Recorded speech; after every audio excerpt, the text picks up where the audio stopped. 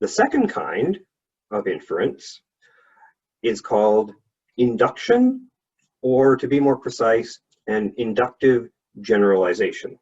Here's an example. My cat hates getting wet, therefore cats hate getting wet. As you can see, we use inductive generalizations all the time in our everyday lives. You can describe an inductive generalization as using one or more observations to draw a general conclusion about a group of things. To be more specific, you take one or more cases of a thing, cats, and you draw a conclusion about a group or class or kind of things, cats in general. So in the example that we just looked at, there was my cat, and the thing that we were interested in was cats in general. So we made an observation of one cat, and we drew a conclusion about cats in general. That's an example of an inductive generalization. But do all cats hate being wet? Well, we can't really test all cats to see if they hate being wet, can we? That's where inductive reasoning comes in. We use inductive reasoning when it's either impossible or impractical to test our hypothesis on all members of the group. So what we do is we take some of those members of the group, test our hypothesis on them, and then infer that what is true of the members of the group that we actually tested is true of the group as a whole. In statistics, the group that you're interested in making inferences about is called the population, and the members of the population that you're actually observing are called the sample. Therefore, this sort of argument is also sometimes referred to as a sampling argument. The information is sometimes gathered in a controlled experimental setting, and at other times, it's gathered from the population at large, usually in the form of surveys where they ask people questions. This process is called polling, and when people do it, it's called a poll. But that's poll with two L's, not to be confused with poll, P-O-L-E, which is something that you use in Dungeons and Dragons to check for traps. In order for the inference made in a sampling argument to follow, what is true of the sample also needs to be true of the population as a whole. This depends partly on the size of the sample, but mostly on the degree to which the sample is representative of the population. We call a sample representative when the composition of the sample is the same as the composition of the population as a whole. That is, the sample contains the same members in the same proportions as in the population. Since surveys are usually filled out by humans, as far as we know, pollsters normally concern themselves with demographics, age, gender, ethnicity, income, that sort of thing. Consider the following example. A survey of the attitudes of Canadians towards same-sex marriage made by calling 1,000 random Toronto landlines. If landlines don't still exist when you're watching this video, the word means phones that are connected by wires instead of cell phones. Would you expect this sample to be representative of the population? Well, are the attitudes of people in Toronto on this particular topic going to be the same as those of all Canadians taken together? Probably not. People in big cities tend to have more progressive attitudes than those who don't live in big cities. The fact that the poll uses landlines is also a problem because it means our sample is going to be restricted to people who have landlines, and furthermore, to people who living in a phone with a landline are going to be more likely to be the ones answering the phone. This is probably why polls are a lot less reliable than they used to be. Pollsters need a way of reaching the population, and traditionally, this has mostly been through calling phone numbers at random, because most people with cell phones don't answer calls from numbers that their phone does not recognize. This biases the sample. Another method of reaching the population that's becoming more common nowadays is online polls, internet polls. The problem here is that most of these, possibly all of these, are opt-in polls. I'm having trouble imagining how an internet poll could not be opt-in, because the person would have to consent to filling out the survey. Anyway, this biases the sample in favor of people who would choose to fill out online surveys.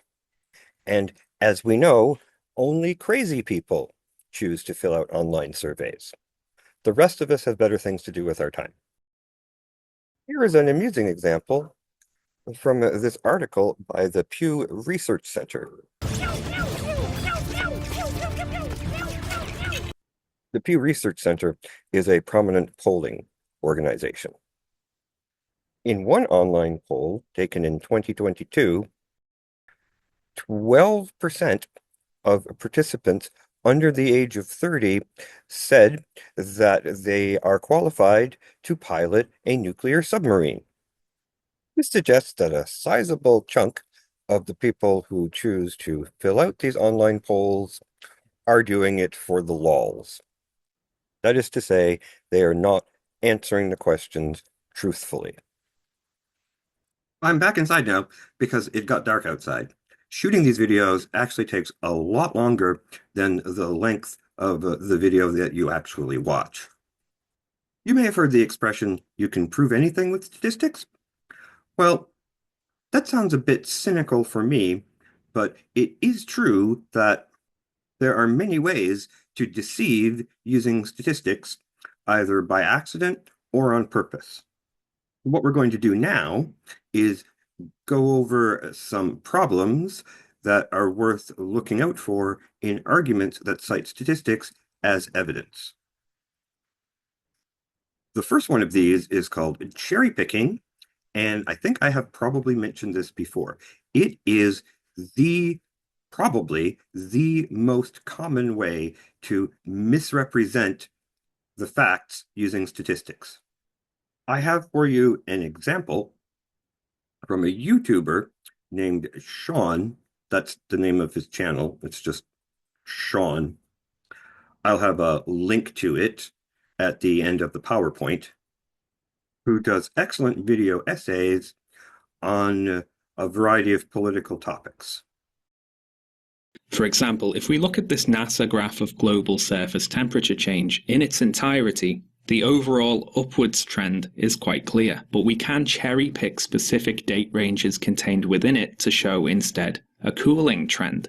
So the Earth either showed no temperature change or actually got cooler between the years of 1970 to 77, 77 to 86, 87 to 96, 97 to 2002, 2003 to 2012, and 2012 to 2014. Big thanks to skepticalscience.com for the graphs there. So what's my point here? Well, by examining only very specific data ranges and not looking at the whole picture, you can come up with whatever results you like. So cherry picking is when you only show or refer to parts of the data that support the claim that you're trying to make. Now, that doesn't sound like a bad thing. I mean, we're supposed to write essays, we're supposed to make arguments in essays, we're supposed to put evidence in our essays that support our claims. The thing about cherry picking, though, is that it's dishonest. Because we normally only call it cherry picking when there's some misrepresentation going on. So as with this graph here, we're only showing a part of the data that supports the conclusion that we've decided we want to support, and we're ignoring or hiding the fact that all of the data taken together does not support our conclusion. In fact, it does the opposite of that. It supports the opposite conclusion. So cherry picking is something that can be done within a study. I've seen examples of climate change deniers doing exactly what Sean described here. It's a thing that people actually do all the time. There's another way that cherry picking can happen, and this is the kind that you're probably more familiar with. Often there's more than one study on a particular topic. I think I talked about this last time. I think I alluded to a study on the effects of people using laptops in lectures, and there was a lot of research on how that affects which supports the claim that interferes with the learning of the person who's actually using the laptop, but only one study that supports the claim that it interferes with the other students, people just sitting next to somebody with a laptop. Just one study, one tiny little study, and you can't infer too much from one study. Well, imagine if there were a bunch of studies on that, and one of them showed that there was a significant harmful effect of laptop use in lectures on the nearby students, but most of them showed that there was little or no effect. If you went and you used just the one that supported the conclusion that using a laptop actually does interfere with the learning of the people around you, that would be cherry picking, because you would be picking one study out of a field of studies. That one study supports your position, but the field as a whole doesn't support your position. The next most common problem is selection bias, and I've already alluded to this when I explained how sampling works. Remember when I said inductive reasoning relies upon the sample being representative of the population? Well, selection bias is one way in which that can fail to happen. As I have explained here on the slide, psychological research is often conducted on captive humans called university students because such research is mostly done at universities. They tend to come from a very narrow age range. I've written here 18 to 24, and they are also biased in terms of class and income. I meant biased as a sample. I wasn't talking about cognitive biases that university students might have, although, of course, everyone does have cognitive biases too. Have you met any university students? I wonder what they're like. Another kind of selection bias is called self-selection. This already came up when I talked about the problem with opt-in internet polls. If your study involves volunteers, this means that your sample is limited to the people who are able to and willing to participate in the study. The sample is going to exclude those who don't have time to participate in the study, those who are unable to participate in the study. Some people can't leave their homes, you know. And some people, well, most people, won't even have a chance to hear about the study. Depending on what you're trying to measure, this could lead to quite misleading results.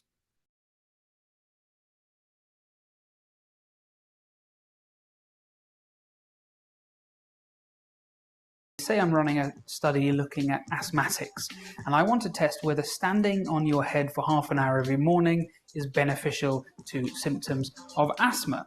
And so I recruit 100 patients, but the trial lasts for 3 months. And pretty soon, the patients who have more severe symptoms of asthma, the older patients, the patients with very busy jobs, full-time mums, are all dropping out of the study because they just can't allocate half an hour every morning to stand on their head, or they just are finding it hard to keep up from the exertion point of view. So what I'm left with at the end of the study is a group of young, mild asthmatics, and my results are no longer applicable to the wider population of asthmatics. A final example might be something like YouTube comments or a customer feedback form in a shop. The people who have a very positive or very negative experience are more likely to leave feedback. So someone who loves my videos or someone who hates them might leave a comment, but the majority of people who probably watch them and go, it was okay, don't feel motivated to actually take the time to do that. Say I'm running a trial looking at the effect of taking a bath in minestrone soup on the success of Tinder dates. And I'm measuring this by using a paper questionnaire. 10 people might respond to me saying that I've changed their lives, they're in love, and they can't thank me enough. 4 people might reply saying their success at Tinder dates has actually gone down because their dates complain they smell of cabbage. And 4 people might reply saying it had no effect. If I was a bad researcher, I might report this saying that minestrone causes marriage. But in reality, there were 72 other people that took part in the study, and they found that minestrone had no effect on their Tinder date success, so they lost interest in the study. They weren't engaged and couldn't be bothered to reply to this weird English doctor and his soup fetish. It's almost impossible to avoid selection bias in medical trials because the very patients that sign up for medical trials are probably not reflective of the general population anyway. This is particularly true for elderly patients. We do trials for the elderly that mostly consist of 65 to 70-year-olds, but are these findings applicable to 90-year-olds? A lot of the patients that come through the door are that age. Another example that's got a lot of media coverage recently, rightly so, is that about 3/4 of medical trial participants through the years have been male, but yet the findings are applied to everyone. But we don't know if a lot of these big drugs that are prescribed to millions of people actually have the same effects in women. Thank you, Doctor. Very good-looking Englishman. I'm sure that's his name. No need to look it up. This next one is easier to explain if I just launch straight into the example. This is a real-life example used by people who want to scaremonger about trans people. They tell us that the number of children on puberty blockers or cross-sex hormones in the US more than doubled in a 4-year period, from 2,394 in 2017 to 5,063 in 2021. What an alarming increase. Surely this must be proof of the sinister transgender agenda, the transgender, if you will. Sure, 5,000 people sounds like a lot. It's more than the entire population of the town that I grew up in, for example. But how much is it as a share of the whole population of the US? Well, in 2021, the population of the United States was approximately 332 million people. This means that the percentage of people on puberty blockers or cross-sex hormones was 0.00072% in 2017 and 0.0015% in 2021, which is an increase of a whopping 0.00078%. Doesn't sound so scary now, does it?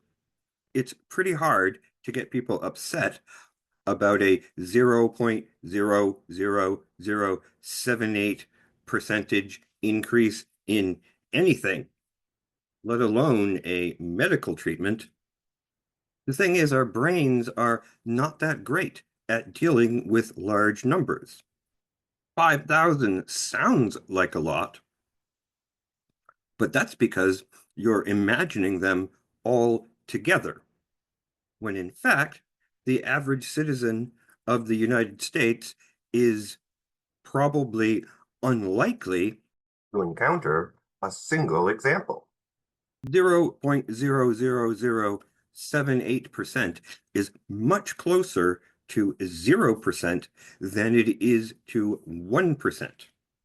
Considered as a percentage, how common this is, or how likely is it to happen to an individual child, the increase in this medical treatment was practically zero. Next. Statistical information can be represented in a number of different ways, and this presents the opportunity to manipulate it. I could tell you that a diet high in red meat has been shown to increase the risk of bowel cancer by 25%. That sounds like 1 in 4 meat eaters will get bowel cancer. The problem is that the phrasing is ambiguous. Is it an increase of 25% in the percentage of people who will get bowel cancer? Or is it an increase of 25% of the risk of bowel cancer? According to Google, approximately 4% of people develop bowel cancer in their lifetime, which is more than I expected, but a whole lot less than 25%. So raising this risk by 25% actually changes the absolute risk from 4% to 5%. So what sounds like a 25% increase of risk is actually only a 1% increase of risk. You see what I mean? Now, I could have said that eating a diet high in red meat increases your risk of developing bowel cancer by 1%, but that's not nearly as scary.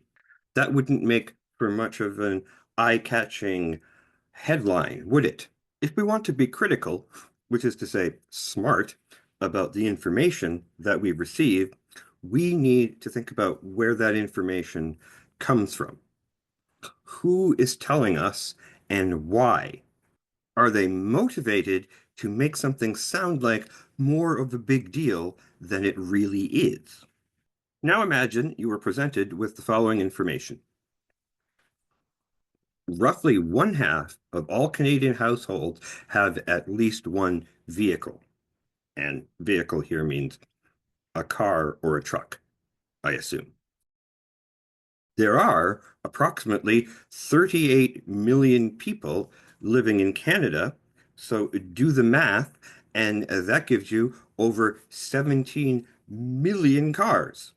But there's a mistake here. See if you can spot it. It doesn't say 1/2 of all Canadians.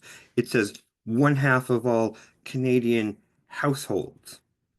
A household is a bunch of people living together at the same address, like a family or roommates. This has a rather technical sounding name, but I couldn't find a simpler one. Change in the unit of analysis.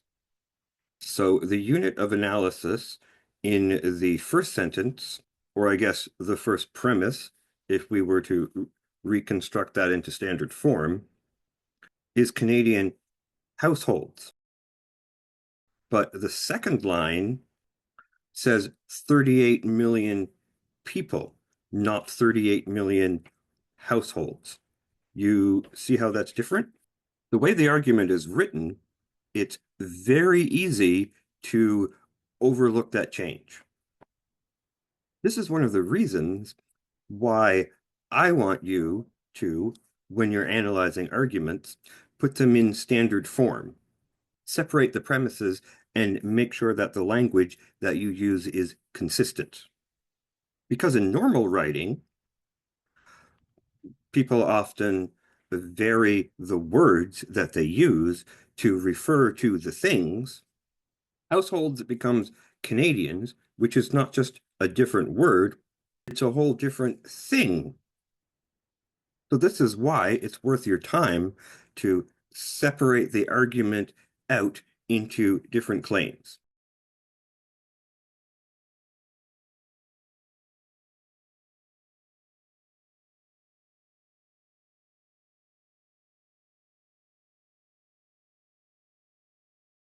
I'd show a statement of Lauren's like this one.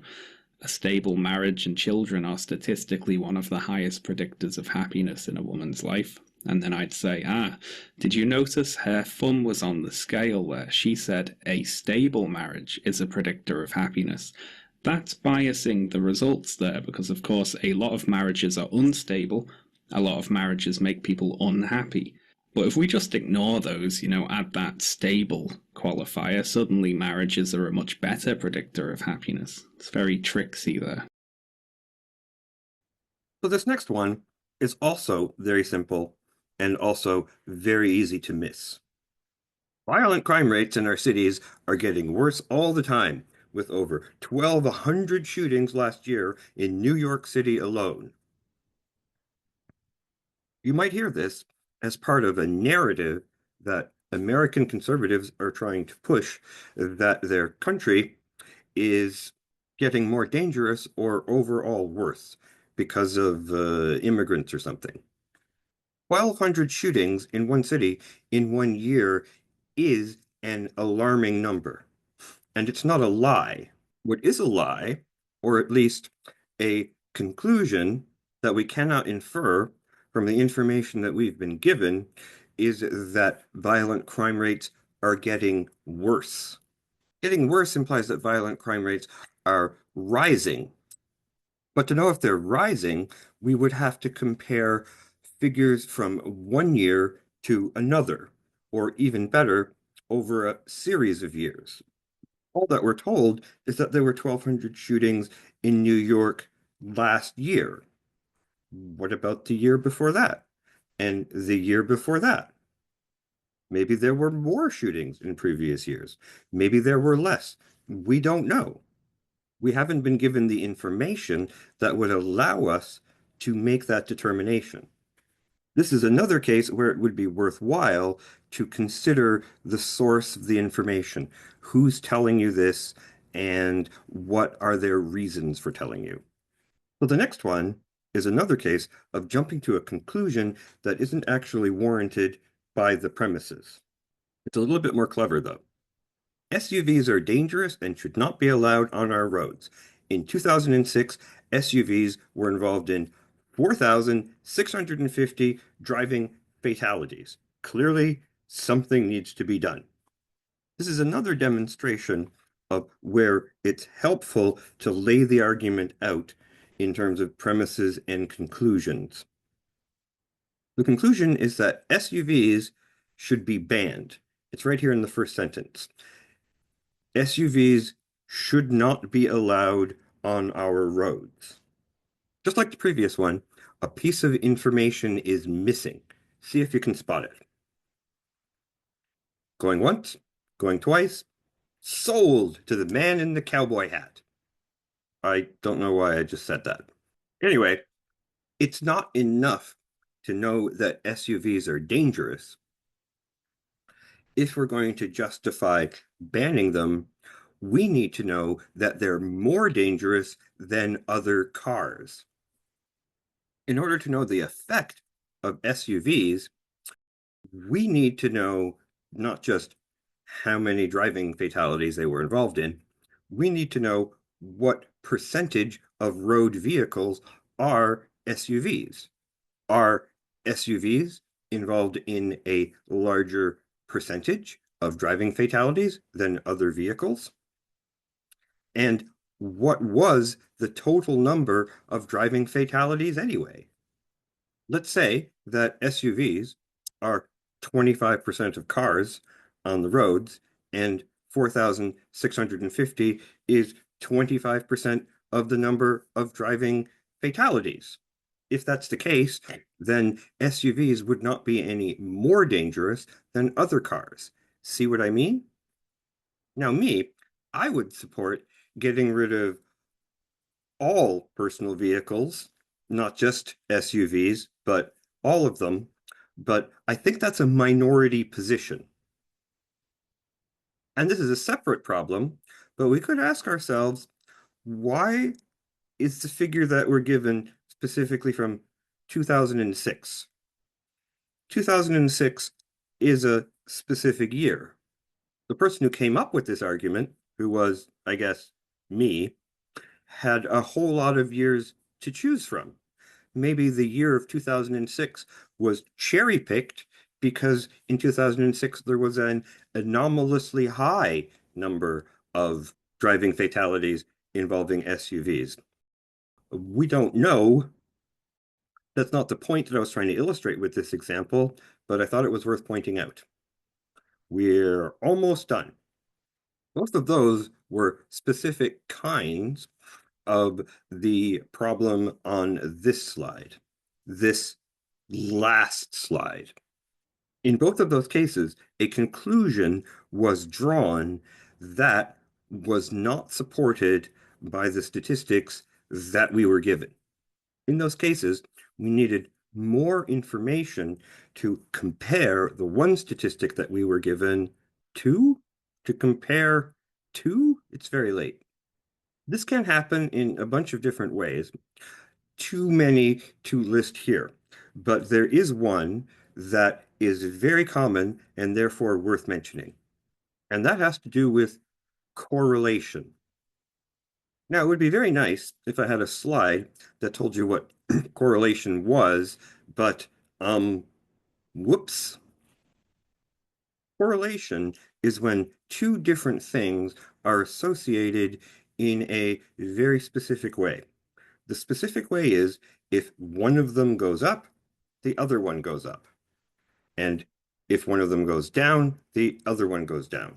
You see what I mean? That's correlation.